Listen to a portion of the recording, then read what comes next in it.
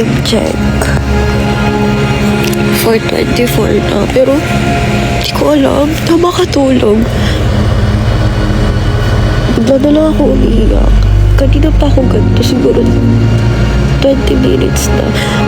Pero kasi ang gulo ng utak ko. Okay naman ako. Hindi ko alam bakit. Umisit sa homeboy homeostatic. Meron talagang mga gabi o yung mga tinatawag nilang 3 AM thoughts na hindi tayo pinapatulog, no? Yung pakiramdam na buong araw parang down na down yung pakiramdam natin. Yung stress, anxiety, 'di ba? Bigla na lang siyang darating, no? Hindi mo alam yung dahilan ba't ka nalulungkot, ba't ka down na down. Pero meron pala yung scientific explanation. Yung serotonin o yung chemicals na basta chemical siya o yung sa neurotransmitter sa utak, no? Pagka papunta na tayo sa pagtulog, bumababa pala yan siya, no? And kapag ka yung serotonin levels mo bumaba, no? Dun mostly nanggagaling yun sa digestive system at sa brain, no?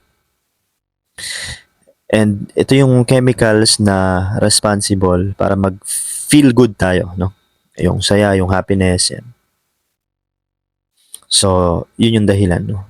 Pagka bumababa siya, siguro maraming factors na mula umaga hanggang gabi na nakakaapekto, no? Sa mood mo, sa pakiramdam mo. Kaya dapat make sure na bago ka matulog is busog ka rin, no? Hindi ka nagpapalipas ng gutom. And yun, yung okay yung positive yung mindset mo, no? Mas maganda mag-pray ka, no? Manalangin ka para maganda rin yung tulog mo. And iwasan mo yung pagpupuyat. Pagka bago matulog, wag ka na mag-phone at least 1 hour, no? Para maganda yung tulog mo and hindi mo naiisip, hindi ka na overwhelmed dun sa mga bagay na nagwo-worry ka, di ba? So, yun lang homies, be positive lagi, no? And magkaroon tayo ng healthy lifestyle pagka simulan nyo sa umaga, no? Hanggang gabi. Yun lang homies, sana nakatulong yung video na to.